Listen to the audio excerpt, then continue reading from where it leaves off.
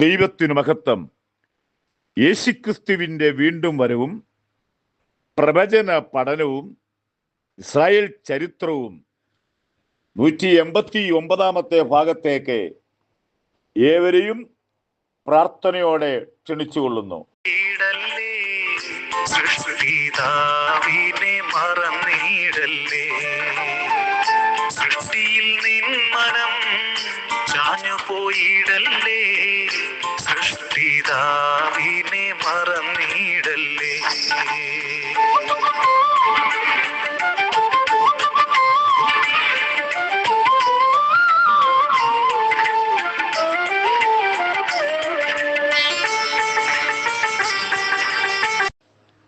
ശലോമോൻ ഭരണം ഏറ്റെടുത്തു.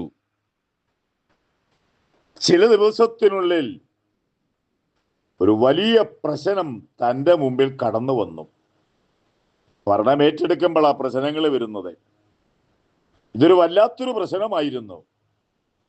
ഒരു വീട്ടിൽ 2 വേശ്യാസ്ത്രീകൾ താമസിക്കുന്നു. അവർക്ക് 2 പേർക്കും ഓരോ കുഞ്ഞുങ്ങളുണ്ട്.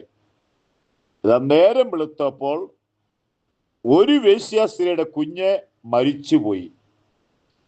മരിച്ചുപോയ ആ കുഞ്ഞ് അത് മറ്റേ സ്ത്രീയുടേതാണെന്നും പറഞ്ഞ് ഇവൾ വാദിക്കുകയാണ്. ജീവനുള്ള കുഞ്ഞിന്റെ അമ്മ പറഞ്ഞു, അല്ല, അത് നിന്റെ കുഞ്ഞാണെന്ന്.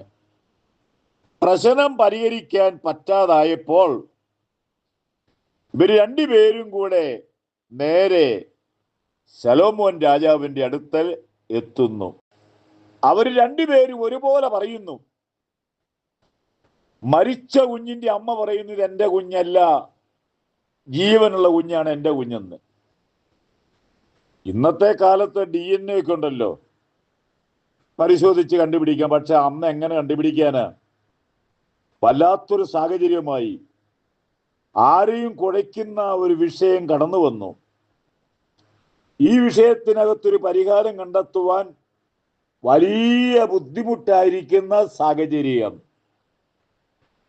ഒടുവിൽ ദൈവം ശലോമോന് കൊടുത്ത ജ്ഞാനമനുസരിച്ച് ഒരു കാര്യം പറയുന്നു. അവിടെ സത്യം തെളിയുമെന്ന് ശലോമോനും നന്നായിട്ടറിയാം.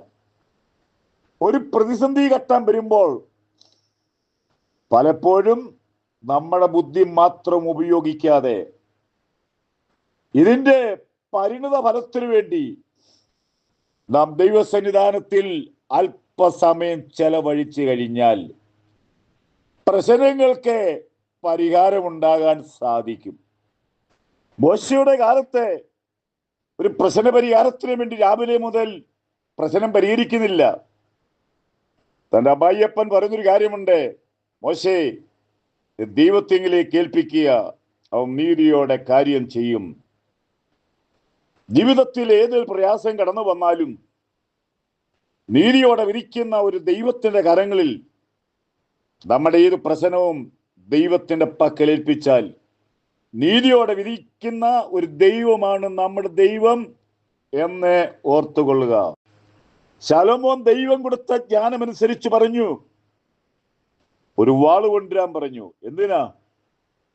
ജീവനോടിരിക്കുന്ന കുഞ്ഞിനെ മുറിക്കുക, പപ്പാതി ഓരോരുത്തർ കൊടുക്കുക, പ്രശ്നം പരിഹരിക്കട്ടെ. ഉടനെ തന്നെ ജീവനുള്ള കുഞ്ഞിന്റെ അമ്മ പറയുന്നു, അവിടെ പ്രത്യേകിച്ച് ഒരു പദം പറയുന്നു, തമ്പുരാനെ, ജീവനുള്ള കുഞ്ഞിനെ കൊല്ലരുതേ. കാരണം രാജാവിന് മനസ്സിലായി ഈ കുഞ്ഞിന്റെ അമ്മ ആരാണെന്ന്.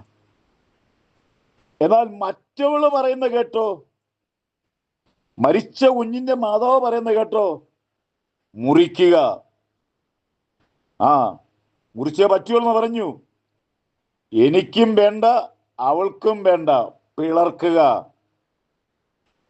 മരിച്ചുപോയ കുഞ്ഞിന്റെ മാതാവ് പറയുന്നത് മുറിക്കുക. ഏതായിരുന്നാലും എൻ്റെ കുഞ്ഞ് നഷ്ടപ്പെട്ടു, ഇവരുടെ കുഞ്ഞിന് ജീവനോട് ഇരിക്കാൻ പാടില്ല. ഈ ചിന്താഗതിയൊക്കെ നമ്മളിൽ നിന്നും മാറിയേ പറ്റുള്ളൂ. രാജാവിന് മനസ്സിലായി ഈ കുഞ്ഞിന്റെ അമ്മ ആരാണെന്ന്.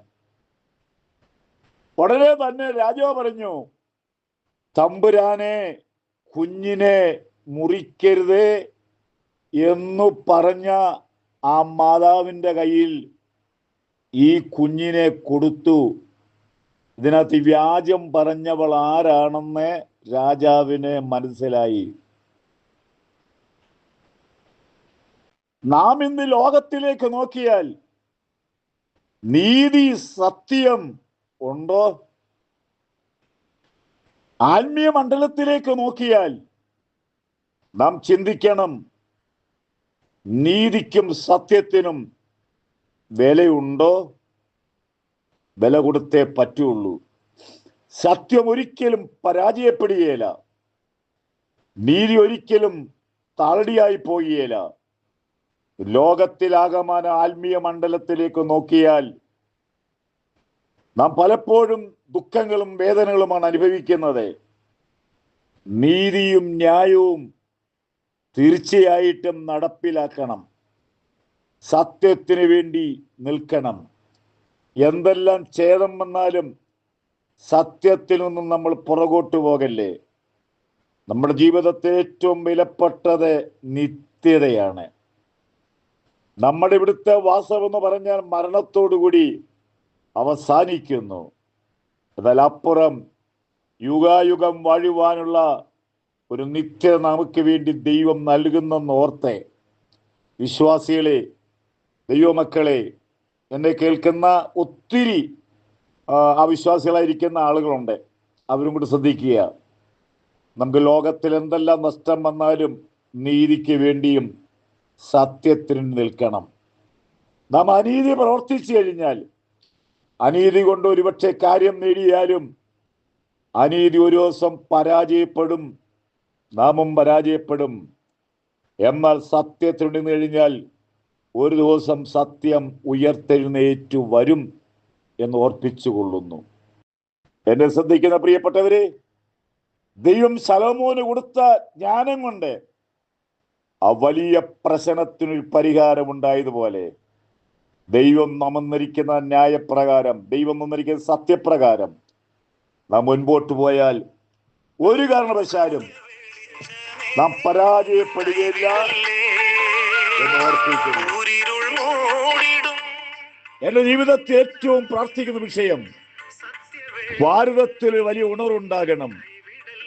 അതിനുവേണ്ടി നിങ്ങളും പ്രാർത്ഥിക്കുക, അംഗങ്ങളാകുക. ദൈവം നിങ്ങളെ അനുഗ്രഹിക്കട്ടെ. വാഗ്ദാനം ചെയ്തൊരു നാഥനെ വൈകിടല്ലേ, ശാശ്വത ഭവനം ഞങ്ങൾക്കായി വാഗ്ദാനം ചെയ്തൊരു നാഥനെ വൈകിടല്ലേ. സൃഷ്ടിയിൽ നിൻ മനം ചാഞ്ഞു പോയിടല്ലേ, സൃഷ്ടിതാവിനെ മറന്നിടല്ലേ.